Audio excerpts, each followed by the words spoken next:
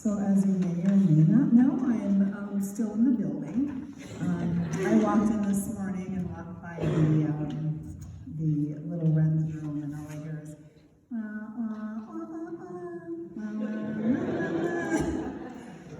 that's Lady Gaga song, if you don't know, but so they're learning songs in there. I just, last week before, I gave the board my checklist / goals. I may not meet every one, but there's some I have to meet for sure. But so just going over this, and then if you have questions, you can ask. But curriculum, of course, is one of the main goals for next year. So adopting a curriculum cycle, scheduling curriculum and tech integration meetings. Develop ideas for family nights. Mr. Holter and I were talking about different ideas for bringing community to the school to talk about various topics, mental health, support, student social media use, just things like different things. We haven't exactly have our topics in detail, but we're looking at that for next year. Revising our behavioral referral form. The teachers would like to see it electronically instead of paper form, which would be great. Save some paper, save some trees. Kim and I are gonna go over some room changes and possibly looking at structuring an ISS room for next year. So I don't have kids in the office there disrupting our business manager and Rosie. I wanted to redo the staff lounge to make it a little bit more somewhere where the staff actually want to hang out. So Alex has painted it so far, so it's the color you see everywhere, neutral color. So I'm going to do work on that. Working on the new away for the day phone policy, so I'm hoping to have that ready for you to approve for the August board meeting. And then we'll also start putting some information on that on the website probably next month. Update the student handbook with the policies you've already approved, so I have to get those in there. I'm working on the special schedule. That's scheduling the FIED and art, and I have it almost done, so you'll be happy about that. Working on open house ideas. I talked briefly with Ashley. I just kind of want to jazz it up a bit, so and I thought a possible theme, adventure awaits. Let's see, I'm going to be helping Josie with enrollment packets, schedule intake meetings. I had an intake meeting with a family today. They are from the Gary, Duluth area. They have, the mom and daughter came in, she'll be a 6th grader, but she was just talking about the people that she works with and lives by, and she just said that they gave Wrenshall rave reviews, so she is bringing her daughter here next year. And then Thursday, I also have an intake meeting with a Carlton family of 5 kids, so they'll be coming here next year as well. I will also, with our safety committee, review the safety plans and schedule our fire and lockdown drills for the year.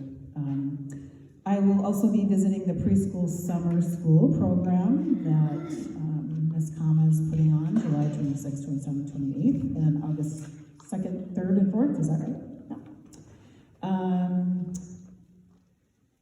Yeah.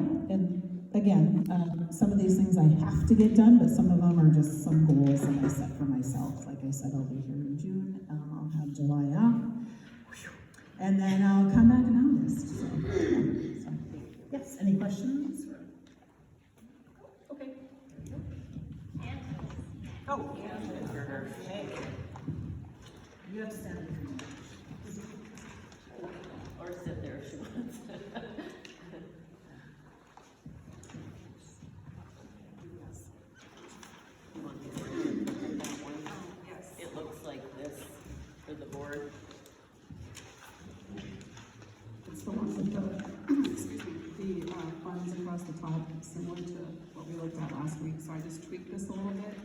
based on our discussion last week. So the revenues are based on a projected enrollment of 356, which is what the board directed me to do. Also, I added in 85,000 to our revenues of COVID money. So that will be used to put towards the bus payment, which we've already been approved to do. And then you can use that for a teacher's salary, or just, it's very broad what we can do with that. But I put that in there because it's inevitable that we're gonna have to use that, it looks like, unless our enrollment goes way up. So, the deficit that you will be approving tonight is $1,122,642. And now that's for everything that includes the building project. So because we received the money this year with our bond sales, but we have expenses that we're paying next year. So the expenses are showing up, but we have the money that we showed for this year. So if that makes sense. The general fund deficit, which is funds 1, 3, and 5, that is $142,000 deficit. And then the operating deficit, which includes Fund 2, which is our food service, and Fund 4, which is community ed, that is at almost 216,000 deficit. So we do have some funds in Fund 2 to cover that deficit, but if we can't let that fund go negative, so if it does, we have to transfer from general fund. So we use that the COVID in that fund when we in the food service, I think we could use it to retain employees. So if enrollment is down, which means revenues are down, we can use it to, keep on a food service, And I mean, you don't have to decide right now how you want to use those funds, just know that they're not all available. Yeah. Some for some. Sure. So does anyone have any questions? Could you clarify? I couldn't quite hear Nicole. Oh, do you want to tell me? She was asking if we can use some of our COVID money to cover any deficit in our food service. That's the 85,000 that's listed here to go toward bus payment and teacher salary, is that what you're Yes. talking about? Not the whole thing, no. Yeah, no, not the whole thing, Yeah. just some of it. If there's some it's pretty broad what we can use this specific pot of money for. So we can use it to retain an employee that we may have had to have laid off due to drop in enrollment, which means our revenues drop, and we can't afford to keep them on. We can use the money for that, so. Thank you. Thank you.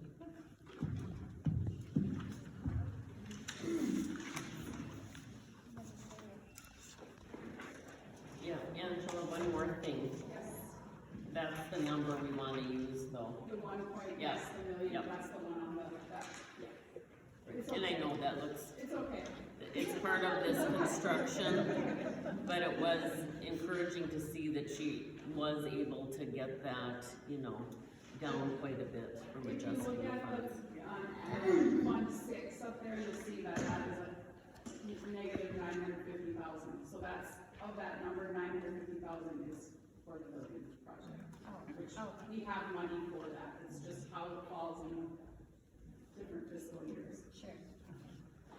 I know, it's overwhelming.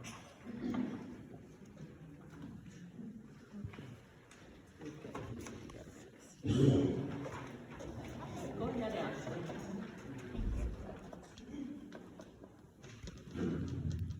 Hello. So I have a whole lot of updates for community ed. I have a lot of ideas. I'm hoping for open gym, like family night open gym, things like that. Where's some ideas? Christmas tea. Some other events I have planned. I'm going to meet with my advisory board and go through some events.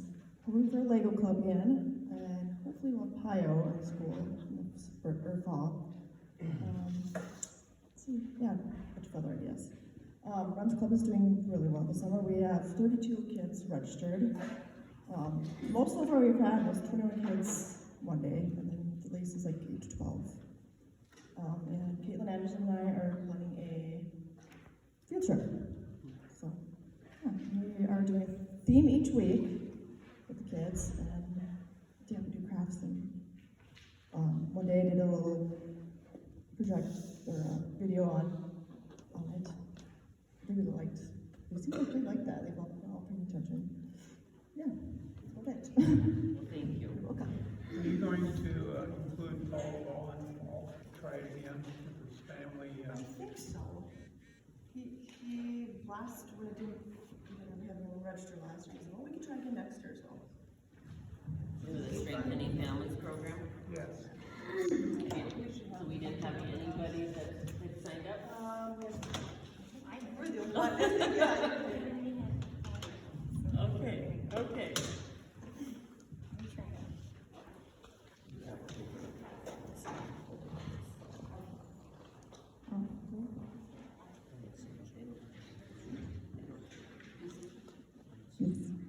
Alex Johnson or James Matthew?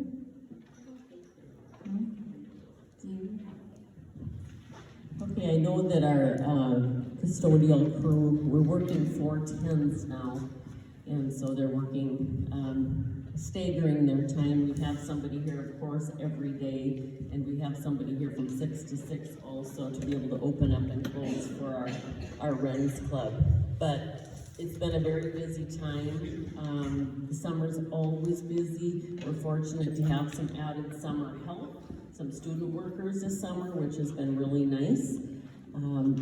Also, with the construction, Mike Cardle is meeting with them on a regular basis, and our custodians are going to be doing some added painting this summer also with the finishing of the CTE building. So just a lot going on, and more than enough to do in the time that we have. So, but so far so good, and things are going well.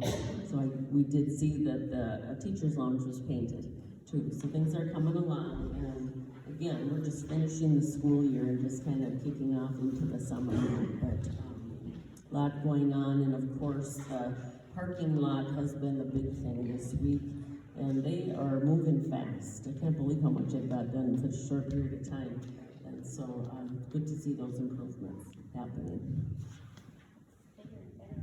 I know, it does, it is bigger.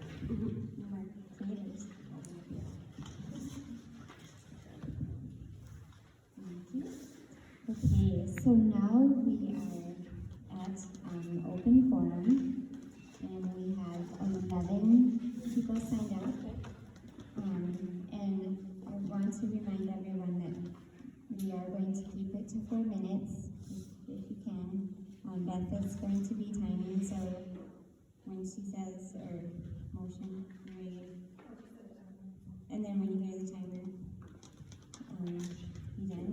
And as a reminder to the board, we're here to listen, and we're not supposed to interact. So, our first speaker for open forum is Aaron Potter.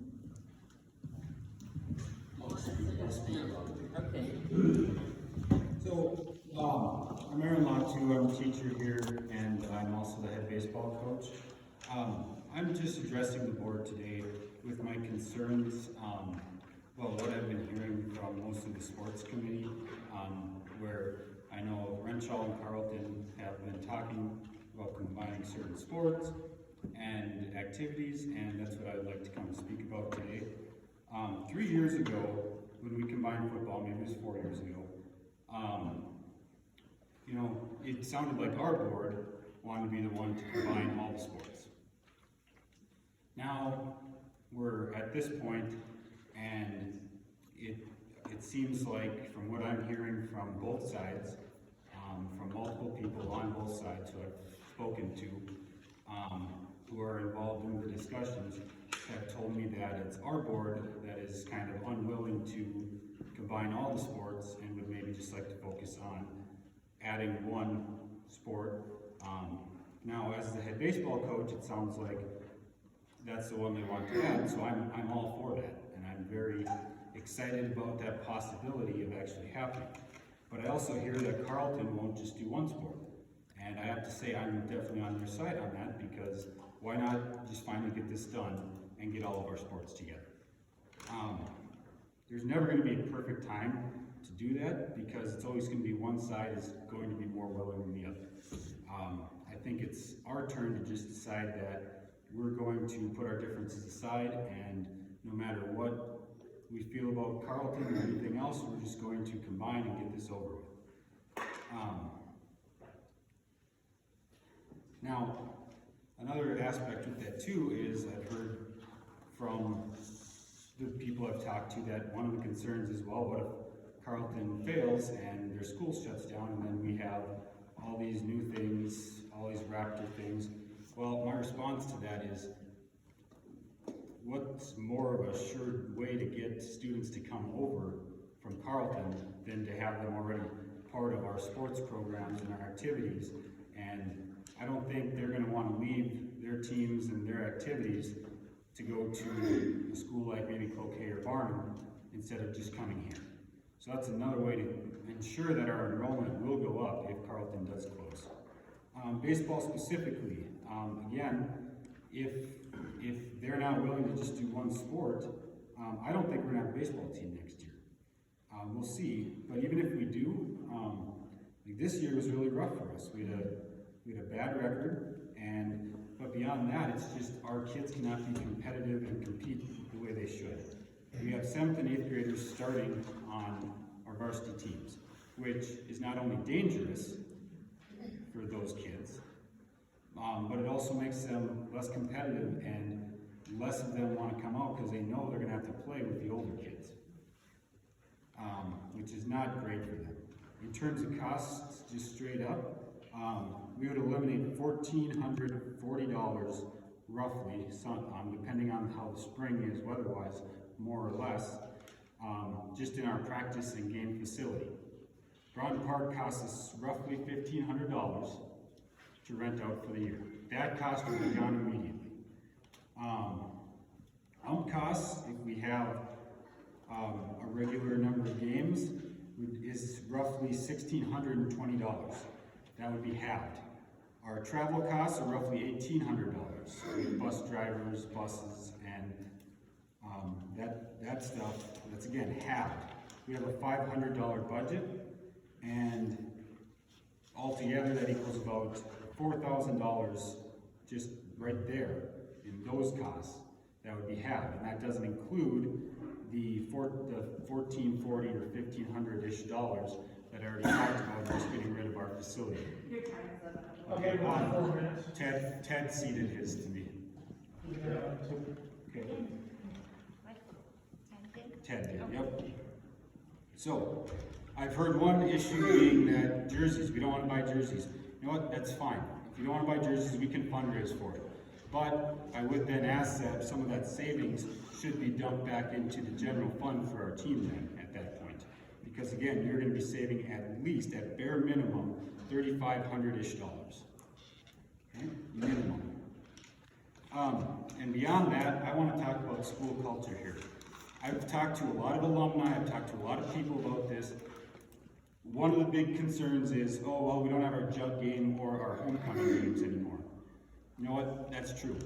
And those gyms are packed on those nights. And it's awesome. Imagine having that every night.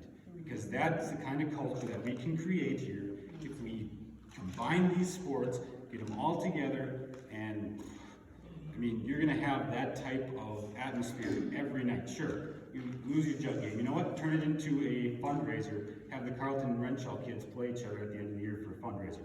How fun would that be? Okay, if you want to keep a jug game, you can do it that way. And you're still going to have homecoming.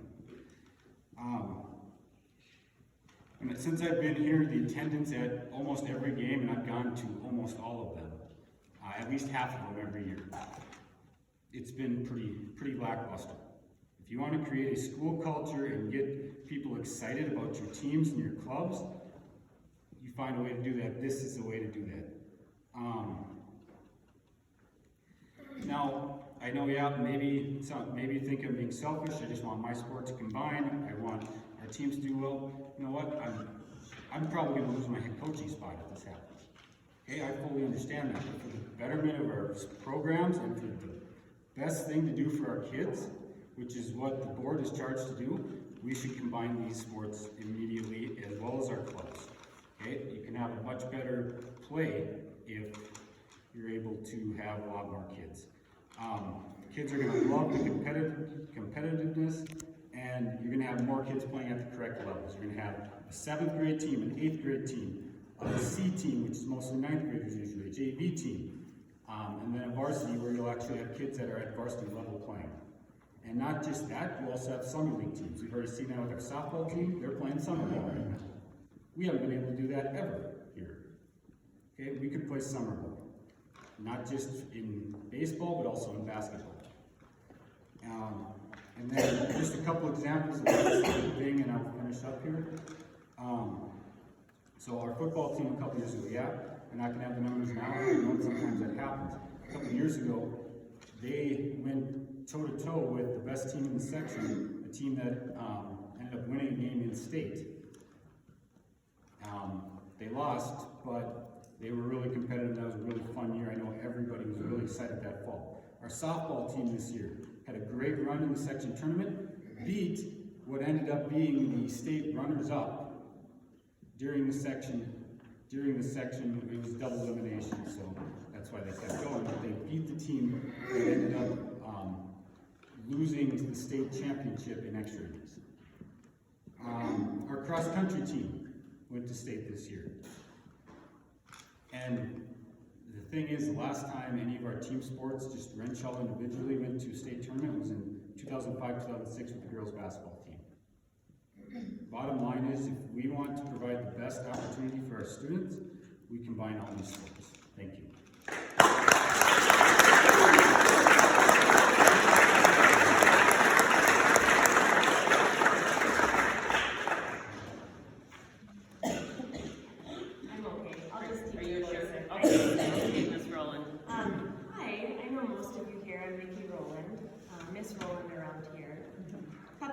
I finished teaching my 11th year of 2nd grade here. They'll never let me out of it. I'm stuck there. It was an extra special year because this year my very first 2nd grade class, which a couple of them are here, graduated. So that was pretty cool. I commute 70 miles round trip every single day to teach here. And I do it because I love this school, I love the kids, I love the community, and I love my colleagues. It's worth the drive. Until recently, amongst the education profession, our school was kind of known as a hidden gem. I mean, colleagues from other schools, professors from local colleges, the press, they all talked about our school in a best-kept secret sort of way. I had an experience this spring, though, that made me really sad, obviously. Because it made it clear to me that our school is no longer viewed this way by people from the outside. So something that I love to do is mentor aspiring teachers. I have student teachers in my room all year long. I had a fantastic one this year. And he was so excited to go back to his classmates at UMD to tell them about everything he learned in my classroom. And as he got up and started talking, the first question that arose to him was phrased exactly like this. You were in Wrenshall? Was it terrible? And he was like, no, it wasn't terrible. But the outside world right now is looking at our school and cringing because of the homophobic, racist, discriminatory, and completely inappropriate comments made by some of our school board members, publicly and in conversation. What I want everyone to know, in our school and outside of our school, is that we, the staff inside, are not like that. We care for and educate every single student that comes through our doors, just like we always have. Our school board has changed drastically, but we haven't. We're still here.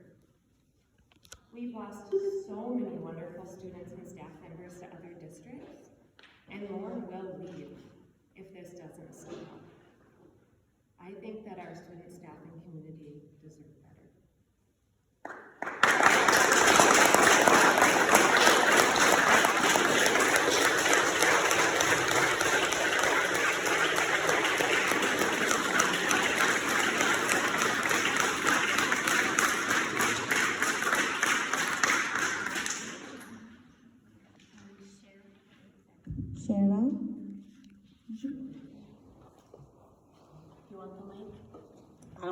need it. All right, good. Let's use your teacher voice. You bet. Okay, I kind of put this together because I had some real concerns.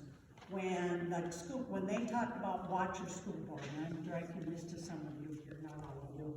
And don't listen to what they say, but watch what they do. I started jotting some things down on paper that are real concerns to me, and I'd like to share them. Over time, I have watched not much growth among some of our school board members. You appear to be disjointed, backpedal, say one thing, and then the next breath say something else. And I know you know why you were elected, but I'm going to say it anyway. You were elected to serve this community, the kids, and to provide growth, expansion, and diversify your offerings for our students, as well as working with the community. You are to be nonpartisan, you should be professional, and role models for those you serve. You determine others' employment future, yet I have heard and witnessed public outbursts.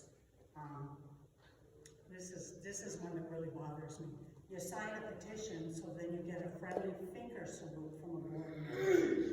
And racial comments. They have no place on the board, they have no place anywhere. And that really bothers me. We have, I think, Ben, I don't know you, but I know yourself, and Nicole was spot on when she said, it is incumbent upon all of you to be in the classrooms. We're not asking you to live in there, but to ask educational and well-informed and pertinent questions. Talking to kids to get their concerns. And I have heard from some kids. They're very disappointed in our school board members. They say they take. We ask for something and it's no, no, no. They're upset with you guys, and so is a lot of our community. And I think you should be aware of that. You probably are. You should be in there. You should be educated in your questioning. It should be pertinent, and you should understand what's going on in that classroom. And it's not up to the chair to do it. It's up to each and every single one of you. It's not a chairperson's job. It's everybody's job. And Nicole, kudos to you, and kudos to you for knowing what's going on in the classrooms. We have some excellent teachers and students. It really bothered me to hear that they were leaving. I'm glad to hear that it's picked up a little bit because we have some excellent programming going on. Those leaving impact what we're doing here. And I've been in education for 35 years, and I'm too old to do it anymore. But it was important to me to always be spot on with my kids, to care about what they're doing, and to care about community input. And I just don't see that with you guys. Well, some of you guys. And I'm really hoping that this division that's going on can end, and we can work together, and we can be a full community. But that means you have to do your part also. And if we have a part to do, we're willing to do it. But it can't be like it is now, and this is what really bothers me. Thanks for your time. Thank you.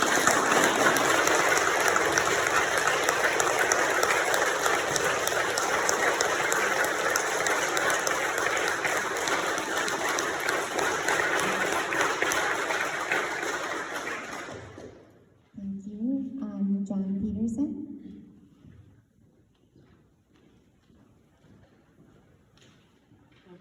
No. So I just wanted to start off by saying I echo basically everything Mr. Latu said, and I just kind of wanted to give a volleyball perspective, because that's why I'm a head volleyball coach, for combining sports and kind of what I think. So from a cost standpoint, I did a breakdown of roughly what it would be. So for our schedule for next season, we have 11 home games, which for ref fees would be $194 per game, plus line judging fees, which I want to add in for doing next year, $25 per person for doing line judging that the school will pay for. I do that for free. Yeah, I know, that's what I'm saying, is that I've had people do it for free for years, but most other schools don't do that. Most people have a paid position where you have someone that's willing to do it, and you give them money to do it because they're missing out on watching their kids' games for doing an activity, or for doing this duty, basically. So if you go through that, essentially what you're doing is it's $2,684 spent on just home games for the year. And then I did a ballpark of busing fees, as well as like what we'd have to pay the bus drivers per year. That's a ballpark of about $1,800 plus my $500 budget. You're looking at just under $5,000 is what we spend on volleyball.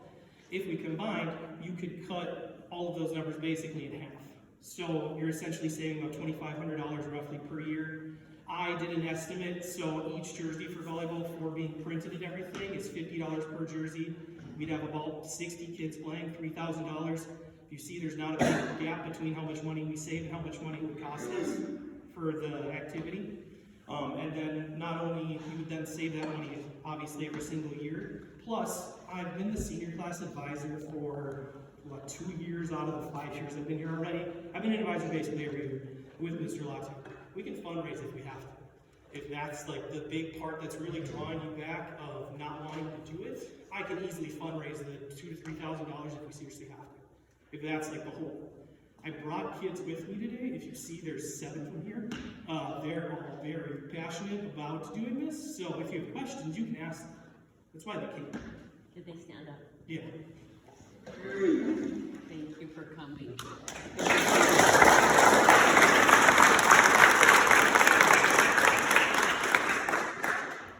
The rest of it is that my girls have already been playing with the Carleton girls, so we participated in the Junior Olympics program over the spring with them.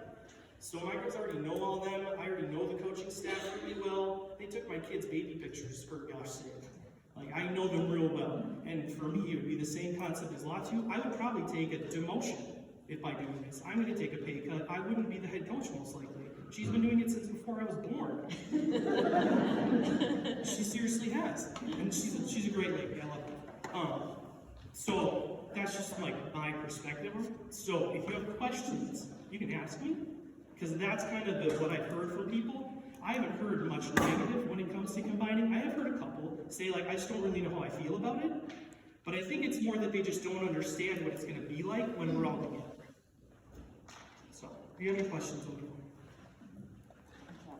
Thank you, John.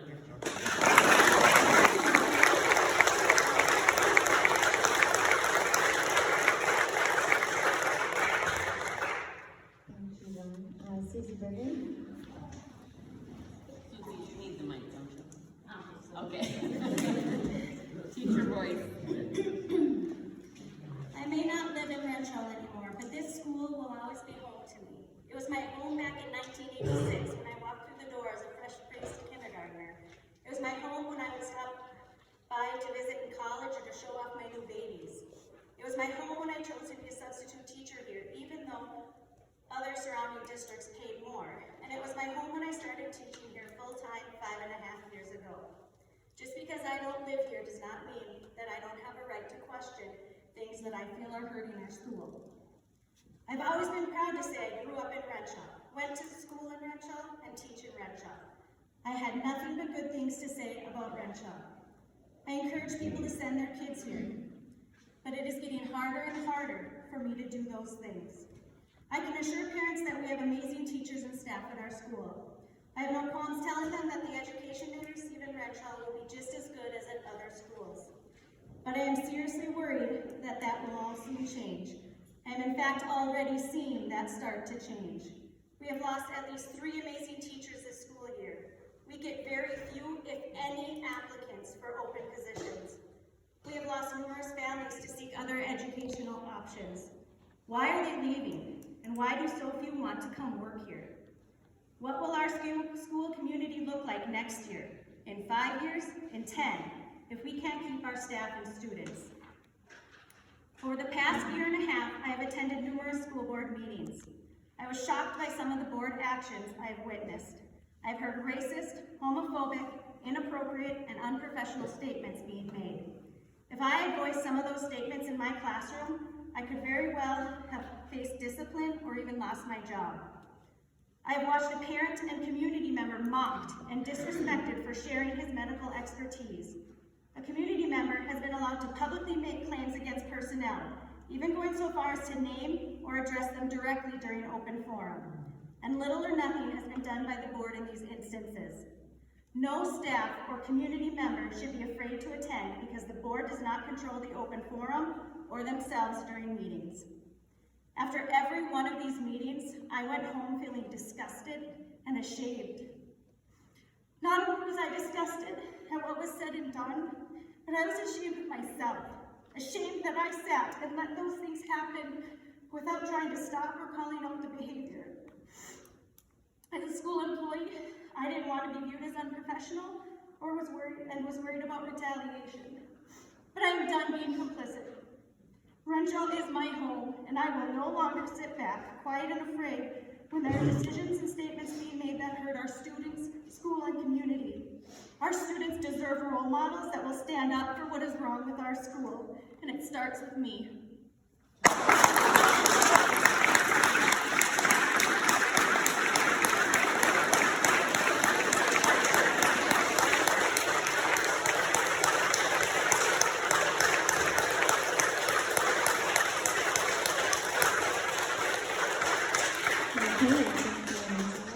So Susie, Angela is up next. Angela?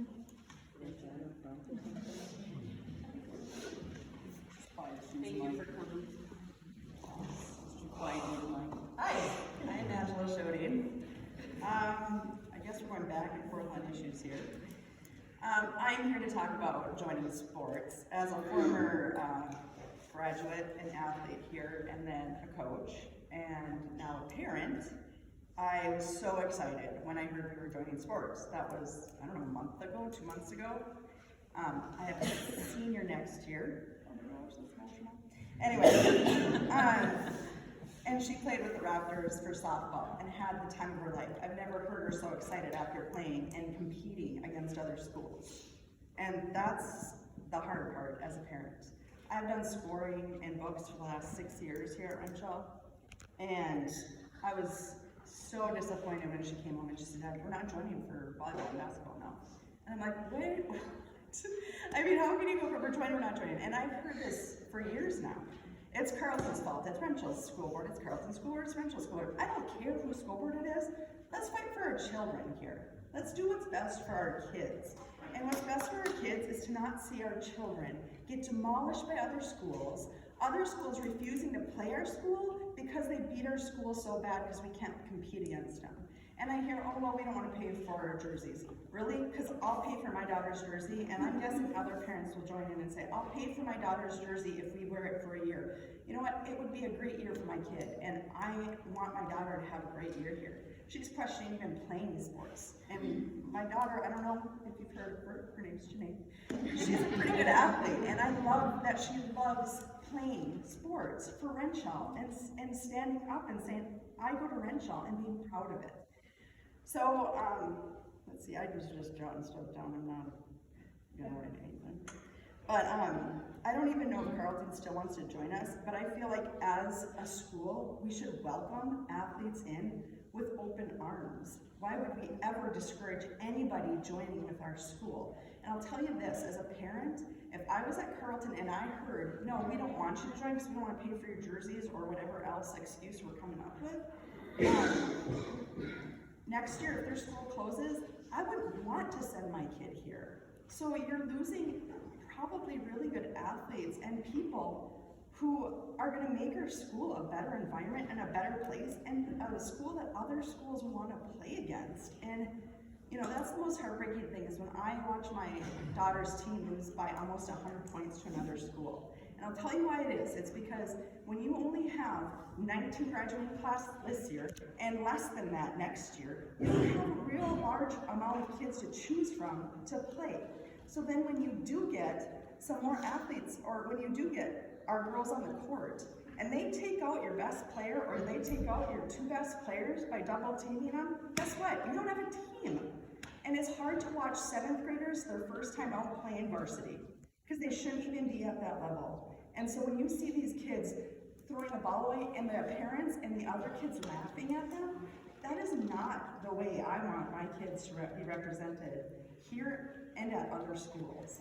So I don't want to be a joke, and so I don't know why we changed our mind on joining other schools, this Carlton, but I think we need to really start thinking about that and know that as parents, myself, I will do what it takes so that my kid has a great year and not every game going, I don't want to go, Mom, it's going to be horrible.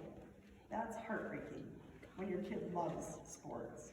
And if you, what Lachi said and what John said, yes, I mean, these kids, they say, oh, well, then our kid won't get to play. Are you kidding me right now? We hardly have kids going out for sports right now. And by the time you get to their senior year, they don't want to play because they've been destroyed for so many years. So that's all I have to say, parent.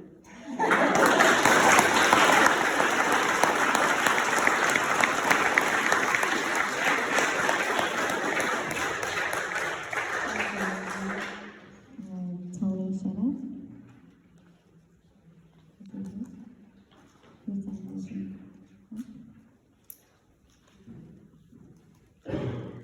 Is Mr. Shetta here? Okay.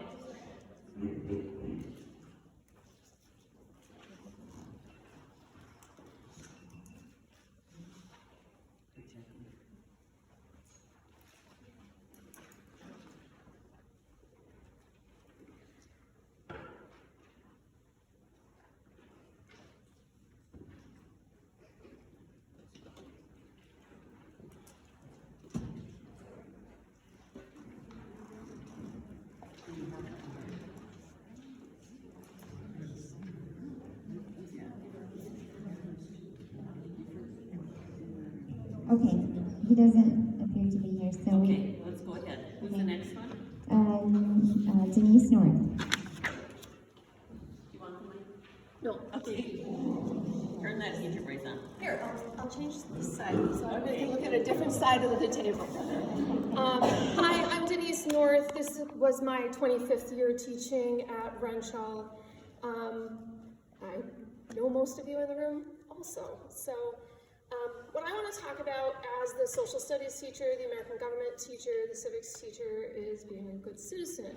And one of the ways that looking forward, we as a teaching union and the SV, the Education Support Professionals, would like to offer some good government to the community is in the fall, in the early fall, because we have early voter turnout, and most of you, if you live in the Wrenshall area, you know that you get mail-in ballots. So what we, our union is going to offer is a nonpartisan open forum for all school board candidates. If you're unaware of this, there are 3 positions that will be open in November, and whoever runs, the top 3 vote getters will receive the positions that are open for school board.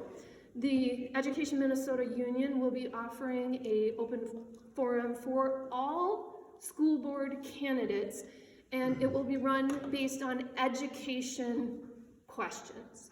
EMW will be asking the questions. It'll be like a town hall kind of thing like this. We'll be running it. I'll be asking some of my American government and civics students to help us with having some blue bunting and stuff like that, but it will be so that all of the community can meet the potential candidates for school board. And we want to do it in September. Normally you would do it later, but with early voting, we want to do it in September, right when the school year is starting, because early voting starts. And those of you who receive mail-in ballots know that you can vote early, right? As soon as you get it, you vote. You need to meet the candidates before then. So Education Minnesota will be having an open forum for any candidates. It's nonpartisan. The topic will be education questions, things to do with education. That will be happening in September, put on by us. I also am going to take a little time here. One of the things that was talked about at the last meeting, the COW meeting by the board, was that we want more students to come to our district, to attend our district. If you're unaware of this, each student that attends our district, or each student who chooses to go to another district, about $10,000, give or take a couple thousand, seriously, it's that bad, you just don't know, with funding. About $10,000 either follows that child out of our district or comes with that child into our district. And I know some of you are like, it's my taxpayer dollars, it's my property taxes that are paying for the school. You're right. But it's your property taxes that are paying it forward to the next generation. And when students come into our district, they bring money with them. I'm looking at one of them right now, okay? She brings money in with her. You may not realize that, but they do. So please make sure that you educate yourselves about what open enrollment actually offers to our district. And as some teachers before me have talked about, our view in the community, the larger community, has lost some of the status that we've previously held, and we need to build it back. Blame doesn't do it.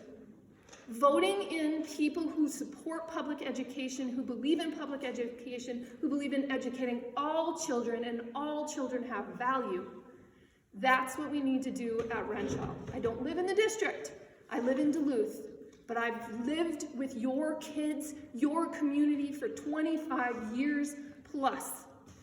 I care about our community, I care about our school, and we need to do a good job going forward. Okay? We can't do anything about the past. We need to build from here and build better. I know that's a federal slogan. I don't mean a federal slogan, but we need to build better.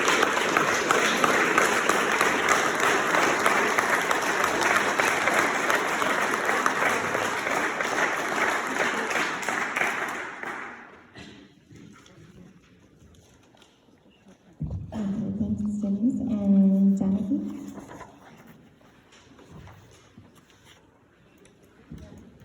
His first name basis here. It's easier than trying to pronounce these You want the mic, Jonathan? No, I'm fine. Okay, thank you. So this worked out well. I'm sort of coming with some helpful, I hope, tips for doing a better job. I mean, I hadn't been to a meeting for quite a few months, and then I came to the one in May, and so I kept coming to the last couple, and it's just super frustrating watching you guys work. And so here's some things that I hope are helpful. People really need to understand why you do what you do, and it really makes a big difference when people listen to you guys work through problems, because a lot of things that come to the board, there aren't easy answers, and people need to hear the conversation that goes on as you wrestle with that stuff. And when people hear you doing that work, it's much easier to accept the decision that you come to, even if they don't agree with it.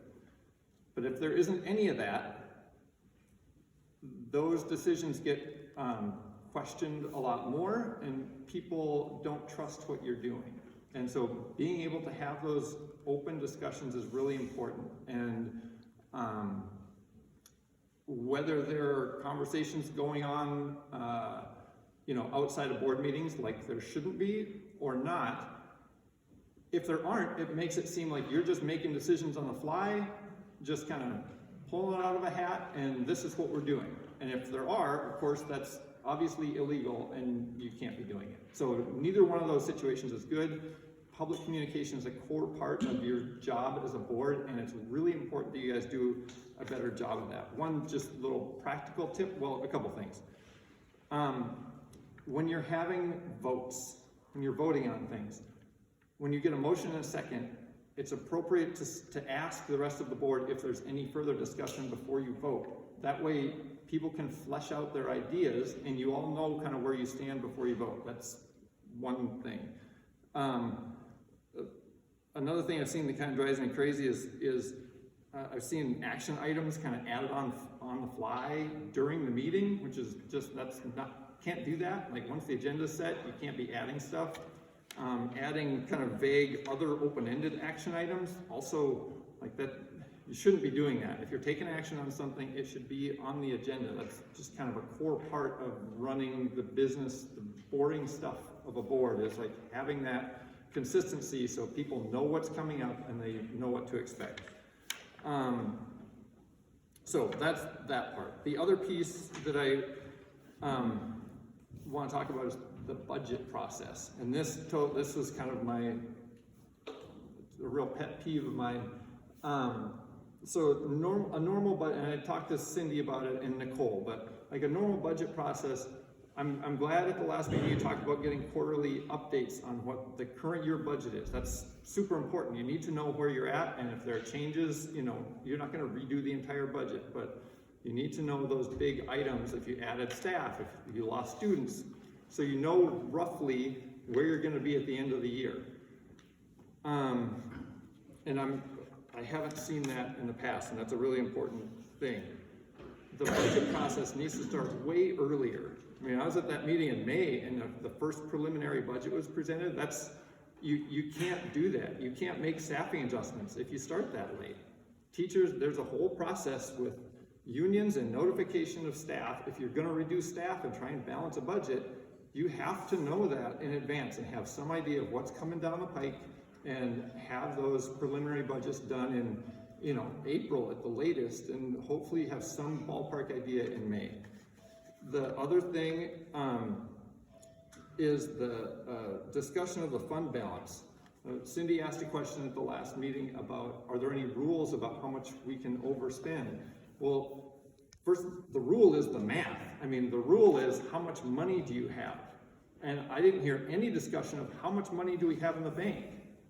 It's one thing if you spend an extra $300,000 that you didn't bring in, if you got $1 million fund balance. It's another thing if you've got $100,000 fund balance. That's an essential question, and I didn't hear it asked, and it wasn't presented by the business manager. And there is, unless you've changed it, which I haven't heard about, you do have a fund balance policy. It was 8 to 10%. Your general fund balance should be 8 to 10% of your expenses for the year.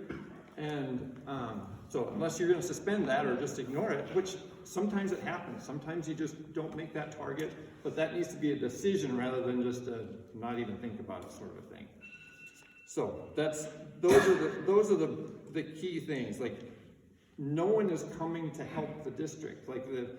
No one's going to smack us on the hand and say, oh, you spent too much, here's a little more, or whatever to cover. Like, you 6 people are in charge of the success or failure of this. Like, this is a representative democracy, and we voted people in to, you have to do this. And no one's going to come and save us. So that's the sort of thing that makes the staff really on edge, because they know if you overspend by $100,000 this year, you have to cut 200 to get back to the same place you're at. And that's just it really has a huge impact on staff and students and our enrollment when you start making cuts like that.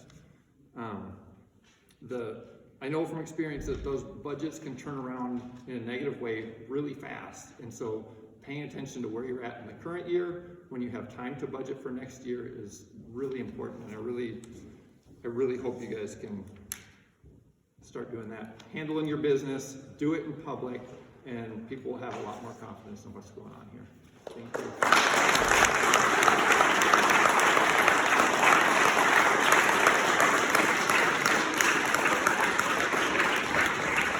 Okay, thank you, Jonathan. Ethan Hardy.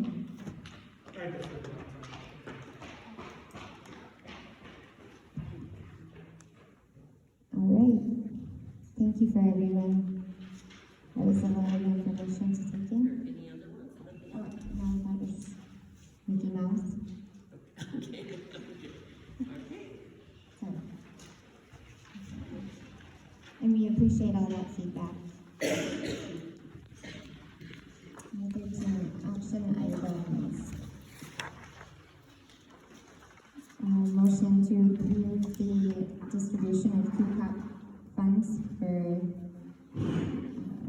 FY22. FY22. I'll make that motion. Second? Second. We could have discussion if it was. Okay. All in favor say aye. Opposed? Motion carries.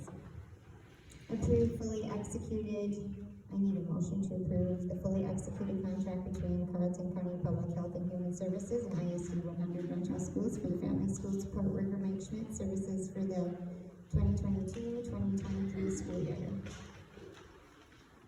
I'll make that motion. I have a first, do I have a second? Second. Okay, I have a first and a second.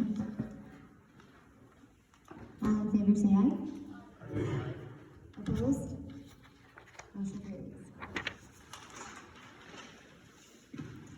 motion to approve the Arrowhead Regional Computing Consortium, the ARC membership contract renewal for 2022-2023 school year.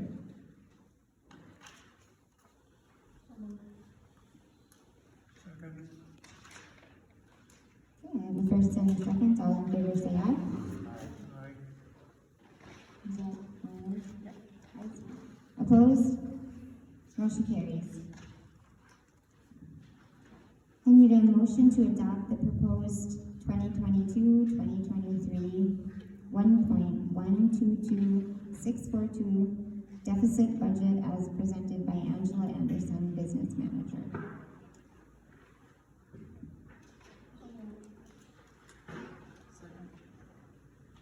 I have a first and a second. All in favor say aye. Aye. Opposed? Motion carries. Approve the district professional liability, workers' compensation, building insurance, and auto insurance renewal for 2022-2023 through Reliable Insurance Agency with, you're adding in that we take the state fund mutual quote for the lower amount and to check on the renewal of the pool.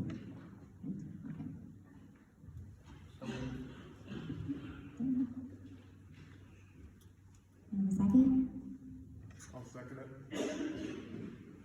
Okay, the first and the second, all in favor say aye. Aye. Opposed?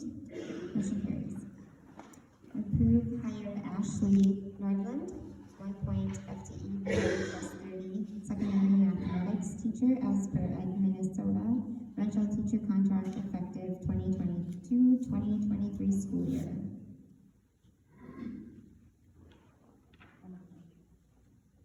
I'll second. And a first and a second, all in favor say aye. Aye. Opposed? Motion carries. Approve hire Tyler Corby, 1.0 FTE BA plus 32 elementary physical education teacher as per Ed Minnesota Wrenshall teacher contract effective 2022-2023 school year. I'll make that motion. I'll second. The first and a second, all in favor say aye. Aye. Opposed? Motion carries. Approve hire Chris Anderson, 1.0 FTE BA 9 elementary teacher as per Ed Minnesota Wrenshall teacher contract effective 2022-2023 school year. This is the one we have the extra for COVID. It is, that's what that one is, and we are hoping to split fifth grade, it's gonna be 5, 6, depending on need, but we're thinking it's gonna be fifth. This one has the background in the career tech ed areas also for down the road, when and if hopefully the district will be ready to hire, for that position down the road also, yes. I'll second it. I have a first and a second, all in favor say aye. Aye. Opposed? Motion carries. Approve hire Brenda Knudsen, for cross-country head coach. Can I say something? Yeah, I would, like to explain a little bit here too. So cross-country running is a joint program between Carleton, Wrenshall, and our student athletes our girls qualified for the state, and we had one individual male, Jack Riley, qualified for state also. Mr. Holter was a part of that unit for 3 years, and so it was Mr. Holter was the head coach, and then Brenda Knudsen was the assistant. And so we're pleased to recommend Coach Brenda for the head since Mr. Holter stepped down. And then the assistant is going to be Larissa Geibner. I'm not sure if I'm saying that right. She's a science teacher in Carleton, but she has a real strong running background. Even ran for 4 years track and cross country at UMD. So we're really pleased with who we're going to have leading our Carleton Wrenshall cross country student athletes this fall. So we'll walk through those. And those are shared. They're shared, yes. And she did go over these on the committee of the whole. I did, and I think that some Yeah, people are wanting to yeah, hear a little but, more, so. And we had two members that we, so we, wrong time. Yeah. So, yeah, we had, whatever, so thanks for clarifying that. Okay, so, a motion to approve hire, of Brenda for the cross-country head coach. Second. Okay, I have a first and a second, all in favor say aye. Aye. Opposed? Motion carries. Approve the hire of Larissa Gagner, for cross-country, assistant coach. I'd like to do the same for the football. And then for the, sorry, make your motions. Yeah. Oh my God, sorry. Okay, we're jumping ahead. Okay, Nicole? A second? I'll second. I have a first and a second, all in favor say aye. Aye. Opposed? Motion carries. And now on to the Okay, and so for the football, this is Raptor football again, Carlton and Wrenshall. And coming into this next school year, the numbers are down for our football team. So we will not have a varsity Raptors football team this year. So we will have JV and we'll have 7th and 8th grade. And so we, there were interviews this spring, and we would, we're wanting to hire Brent Pokernowski as the head coach, and he is from Carlton. And then we want to hire Jake Anderson, who's from Wrenshall, as the assistant. Again, both coaches committed from the respective sites, and I'm sure they'll do a great job in building the program, because that's what we need to do, build over time, but we can't be putting them out on a varsity field if we don't have enough players, and it just can't happen. So we're pleased that we have candidates that want to help build the program.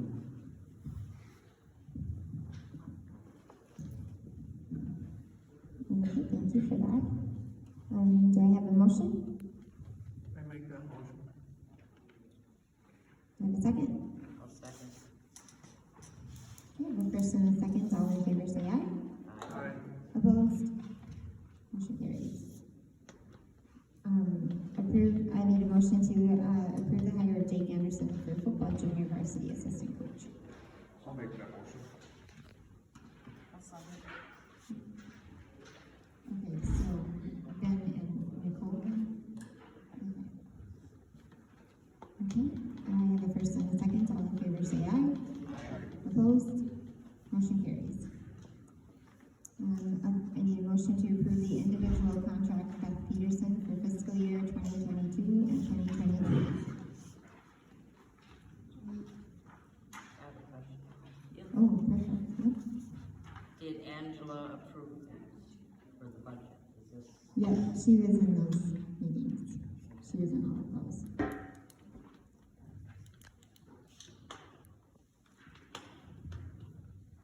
I'll second. Okay. I have a first and a second, all in favor say aye. Opposed? Motion carries. Approve the individual contract for Ms. New for fiscal year 2022 and 2023.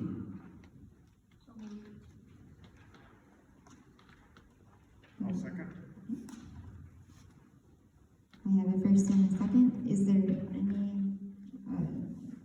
discussion on these contracts? Did you guys give a chance to look at them?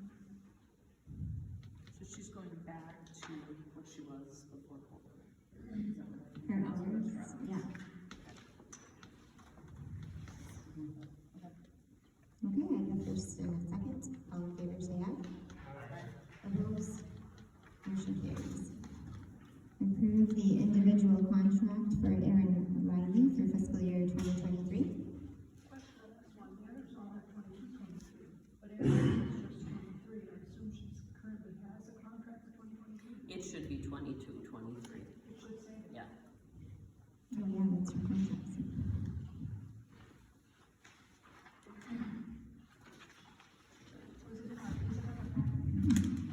Yeah, I think it's just an oversight on the agenda here. And so Erin Riley is our images editor. And these three are all individual contracts, yearly contracts that are, what were you gonna say? This current year. Okay, only next year. Thank you for the clarification, Beth. That was accurate, Cindy, on just the 2023. Yeah. Thank you. I appreciate that, and I didn't know that, but I appreciate you pointing that out. And those were all done with a team of individuals working together on those negotiations also. The next one, I want to give a little bit of information also, Misty. When we get there about Ms. Wolf. Yeah, sorry. Okay. So, motion to approve contract for Erin Riley. And that's it. I'll second. Okay, I have a first and a second. All in favor say aye. Aye. Opposed? Motion carries. Okay, so, for Jamie Wolf, she's gonna talk about.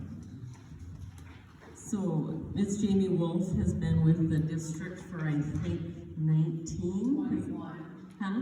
21. Oh, 21, not 19. I had 19 in my head. 21 school years, and she is requesting a leave of absence per the Minnesota Wrenshall contract. And I just wanted to make sure that everybody was aware that Ms. Wolf is taking a 3-year extended leave, moving out of the area, but has the opportunity to come back if she wishes in the future. And again, this is per the Minnesota Wrenshall contract. This isn't something that the board sees on a regular basis, and I just wanted to point that out and also acknowledge Ms. Wolf for her 21 years of service to the Wrenshall School District. A very fabulous math teacher that's going to be missed. So I wanted to make sure that everybody knew that. Thank you for that. Any other questions? Okay. Hearing none, I would like a motion to accept Jamie Wolf High School Mathematics teacher's request for a 3-year extended leave of absence beginning fall 2022 and ending spring 2025. And a second? I'll second. I have a first and a second. All in favor say aye. Aye. Opposed? Motion carries. I need a motion to acknowledge with deep thanks and appreciation the generous donation of $500 from Kevin Olson to be used towards paying the cost of the track and field uniforms purchased this spring. I'll second. I have a first and a second. All in favor say aye. Aye. Opposed? Motion carries. Number R, or letter R, sorry. I need a motion to approve the proposed principal contract for 2023, or 2022-2023 school year. And we'll have some the negotiated contract, sorry. The proposed negotiated principal contract. And we can talk about that. We just got it over tonight. Yep. Can we have a chance to really read it and come back to it?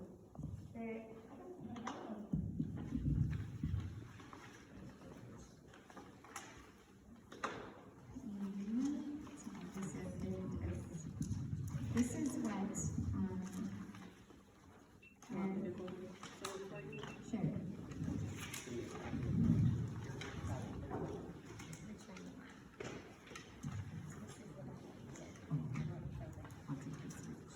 So I just want to if we can expedite this because Chair Bergman had wanted this to get approved tonight.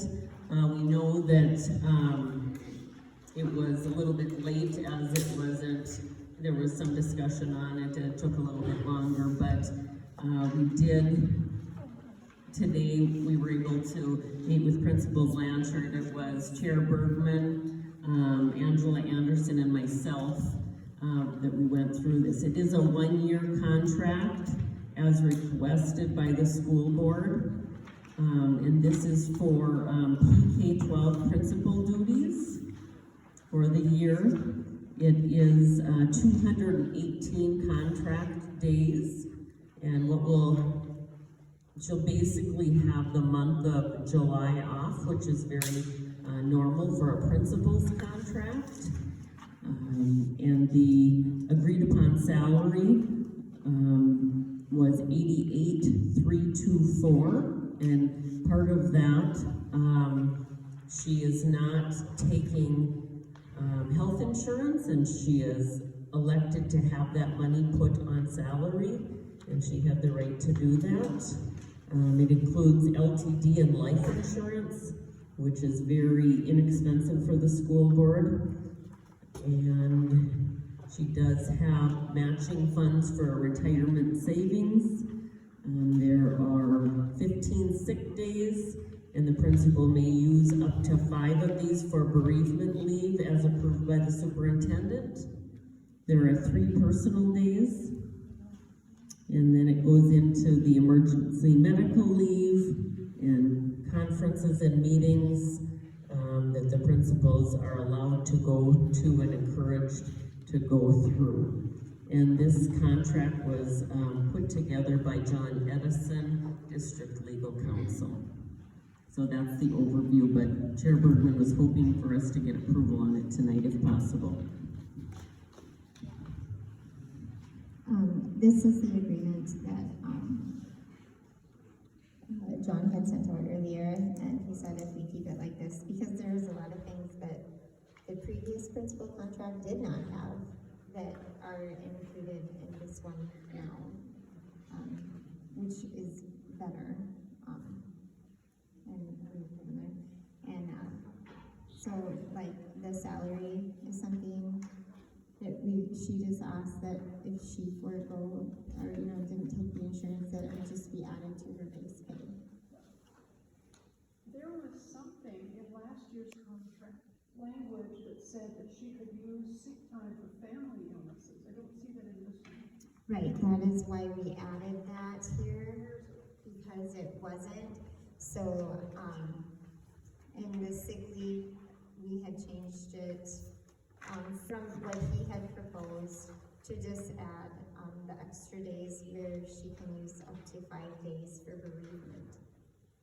To have that in there, because it was not in here. Okay, I thought the language in the original, last year's contract had to do with if kids or family members were sick, she could use her sick days. That's a given. That's a given. And you're really the final say, right, for all those? You're the superintendent. I mean, so, she would. So it's okay, understood that it's. Yeah. Yeah,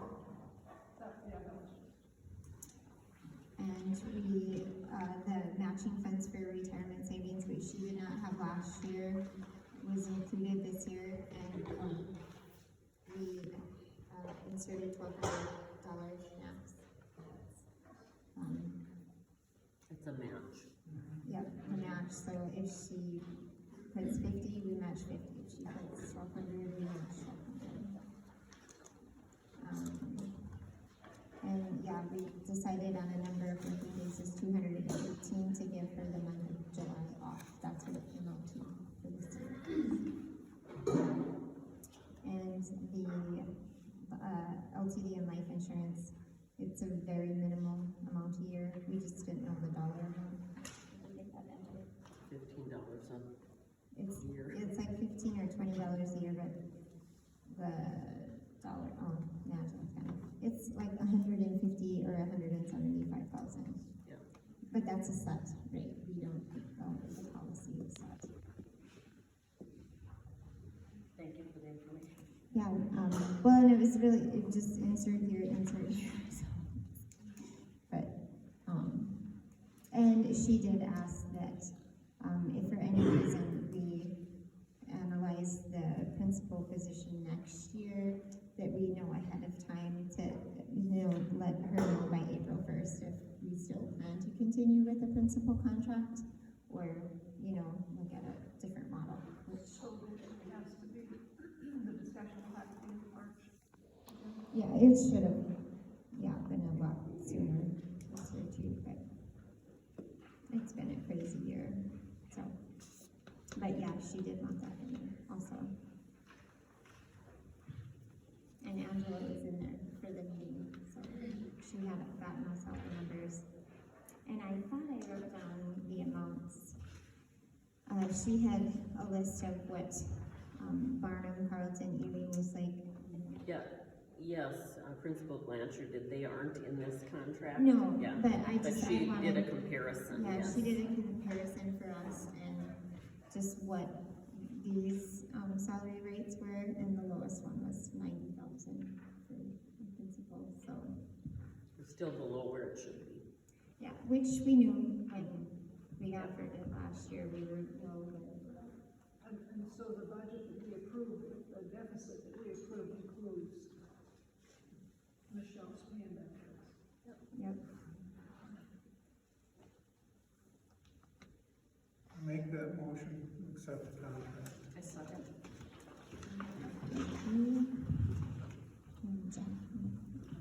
Okay, I have a first and a second, all in favor say aye. Aye. Opposed? Motion carries. Next, I need a motion to approve, Jack and Ben, want to look into what, improvements could be made in the fallback room, and we want to just give them the go-ahead to be able to come up with a plan of action, sort of thing. I'll make that motion. Any other?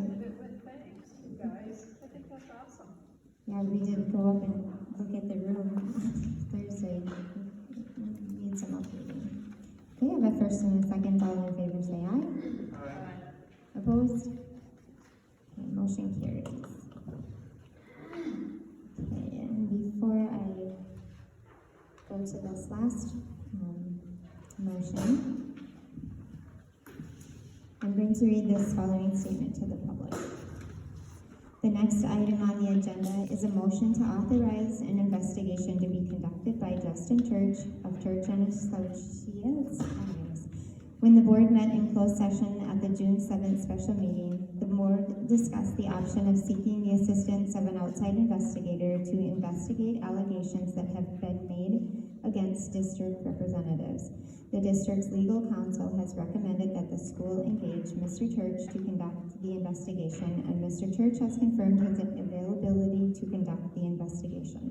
Mr. Church and the district's legal counsel discussed the potential costs of an investigation.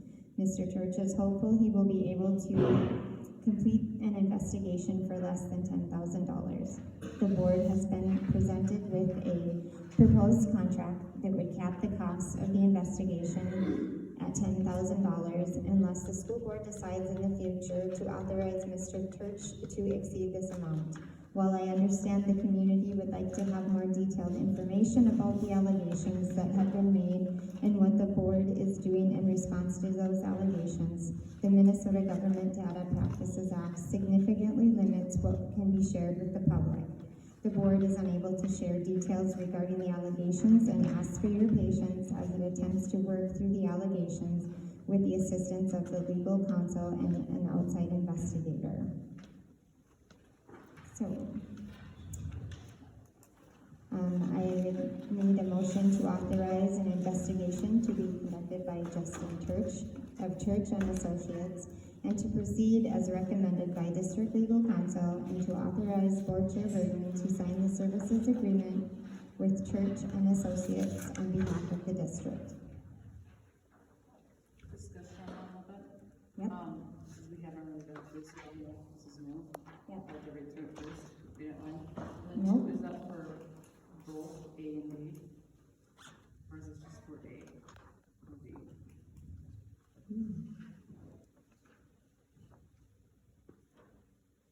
I believe at the closed meeting, he said it was all of the above. This is not the closed meeting. No, he said, when he was counseling us and advising this, he said it would be all of it, not one or the other, so. Because we decided something else for closed meeting, that's why I'm asking if it's for sure for A and B. Yeah, there were more confidential emails from the attorney that explained the situation.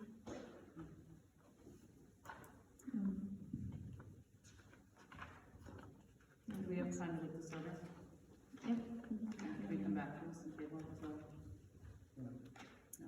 Read it tonight. No, we Right have now. to read it.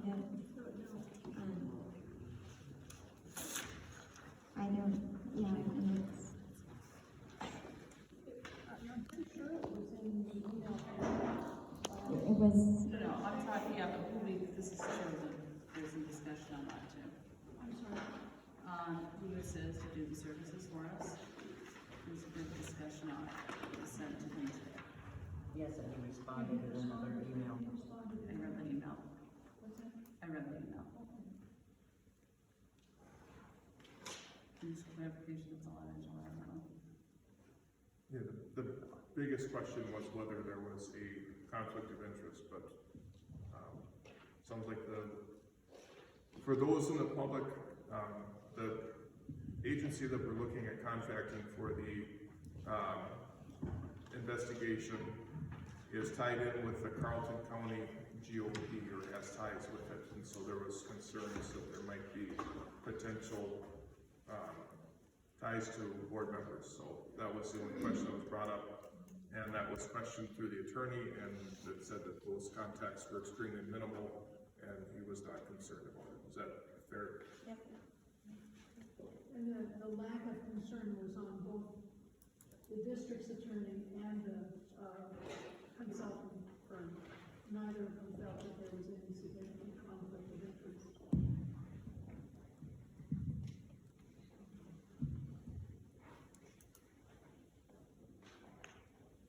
My only concern is that I thought that if we do allow up to $10,000, this is a lot of funds from the district for,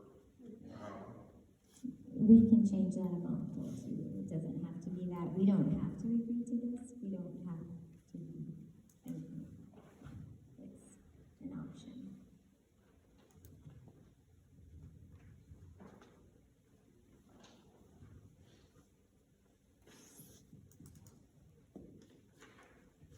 In the closed meeting, some members of the board preferred the investigation. I did, I'm gonna say that, it was me, preferred time, so I'm for it.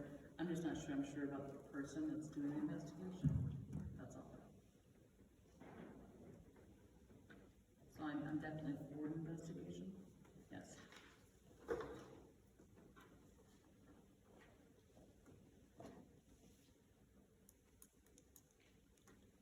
It wouldn't be, would have to be voted on tonight if there's concerns. I think why not give it some more time if there's concerns? I just would like to talk to myself. You wanna talk to, This person here, okay, I think that these people are professional people. I think they're not looking for politics in this. And I do believe that they can stay neutral. I don't think it has anything to do with politics at all.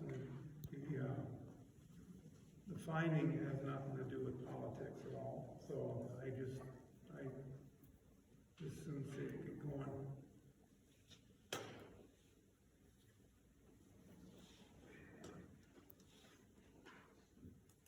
I think these guys are professionals, I don't think that they're going to be looking at, and the issues aren't political at all.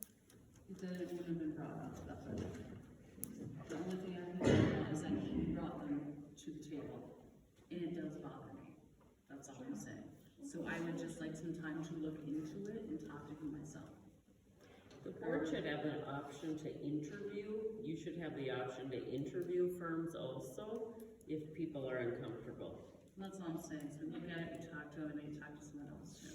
How would we go about setting that up, would it have to be another closed meeting, is that allowed, is that one of? John would set up another interview, we should have more than just one person to do it. Well, there's no reason we all can't do that. Exactly, that's what I'm saying. I'm not just saying me, myself, and I, Right, but and I'm saying as a whole. He went with that particular group because they've used them before and they're familiar with their work, so. And they're both up here, so we don't have to do 3 hours. No, I understand that there are other firms that are up here too that we could possibly look into. I'm just because what was brought to the table for us, had been mentioned, I do have my concerns about it. Sure. So, But I'm I'm saying saying, by law, there are very narrow parameters for a closed meeting. Does anybody know, does this meet one of those parameters? We need to have For district, interviewing, for a meeting that would involve the full board together to, would have to be closed meeting. well, no, because you know, is that one of the things? it wouldn't need to be closed because you're only interviewing them for what? Yeah. To know what? Just some background, just some company. I guess because I was fine and dandy with, for sure, everyone knows that I was fine and dandy with the investigation. I'm just not fine on the one person who chose to do it. We should have more options than just one, is how I feel. Now, the understanding is that there isn't many people that do it up here, and this particular person, I understand they that. work for the city and the school district of Duluth. Other surrounding areas. Is that okay? Is that okay? Yeah, it works for, he does it for all school districts in the area, basically. In the attorney's email, he said that this particular organization had done this kind of work for the public schools and the Hinkley Public Schools. So it's, The only thing I have, because there is a conflict of interest, and there is, that's the only thing I have that is troubling me. What is the conflict of interest? Ben already said that. Because of the, why would that be a conflict? Because a few of you are, again, a party of that also. So there could be, all I wanna do is discuss it, that's all. That's it, I'm only asking for discussion.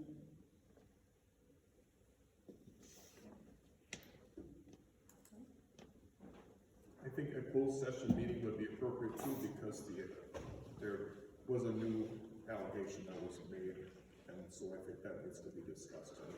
And I think the scope of the investigation needs to be. That is why this is happening, or this was, yeah. that's why we went with, and that's why he recommended us on this stuff.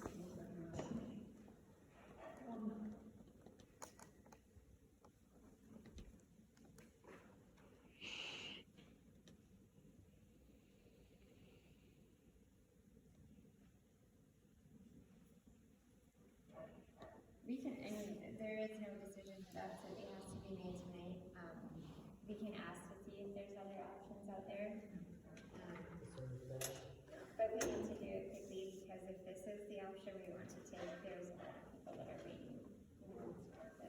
We don't. So say, our district attorney does propose a different organization. If you can, This board still has to meet to vote on the contract. Right, so it's gonna need an extra meeting soon. we could have a special meeting if he comes up with something different or. Today is Monday, so I'm sure they'll have something by this week. In order to have a meeting, we have to have minimum 3 days, Yep. business Yep. days, notice, Yeah. et cetera. So it'd be next week, I'm sure. There's the option to have Mr. Edison online too. That's an easy option. That doesn't change the rules. It still has- No, but it changes the ease of being able to get together when he's from the Twin Cities. Well, he doesn't. But if he can come up with another Yeah, he doesn't have to come to us to come up with another. investigator.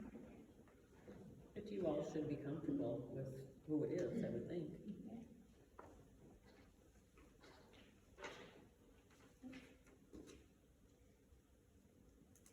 So table it until you can talk to Table it, Mr. Edison. yeah, I will send that to him. So we kind of went around a couple of different things. Nicole, are you okay with just meeting with this fellow, or are you asking for somebody different? What's gonna be the purpose of the conversation with this? So, I want to see someone different too. Okay, so you're not interested in talking to this guy, let's just If get. it's that other option, let's look at that, and then I'd like to meet with both. So is that? This is something I want to take lightly, I think it's a serious thing that needs to be looked at. Nobody's taking any of this stuff. Yeah, this is not to be taken lightly, but I just, Do we need a motion then? yeah, we'll need a motion motion to table this until, I will convey that information to John and well, obviously he'll message us whatever he comes up with. So, Nicole, you wanna make that motion? Word it for us. Table until further discussion, or talk to John. Okay. I'll second. I have a first and a second, all in favor say aye. Aye. Opposed? Motion carries. Okay. So, for discussion and scheduling this month. Oh, there's another, any other?